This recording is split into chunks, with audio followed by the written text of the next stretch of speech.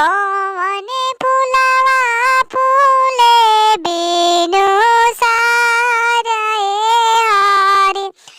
कौने फुलवा फूले बिनु साराए हरि।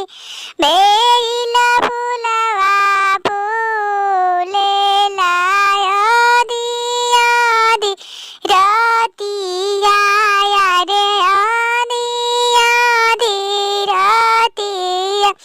चंपा फुलवा फूले बिनु साराए हरि।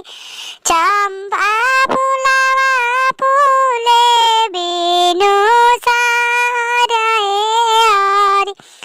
उहे फुलवा को सबो की भैया के पगिया बिरिन भैया के पगिया परतिक भैया के पगिया।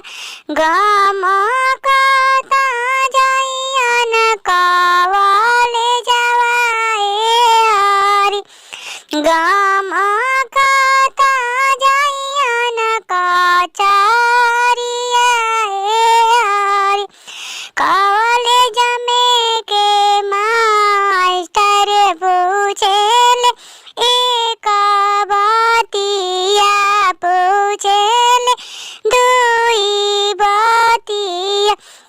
के कौशल से तना सुंदर फुलवा हे हरि। के कौशल से इतना सुंदर फुलवा हे हरि। हमारा जे बाड़ी अरे भाई नी अनुष्का बहिनी बहिनी आयो सी बहिनी। ओ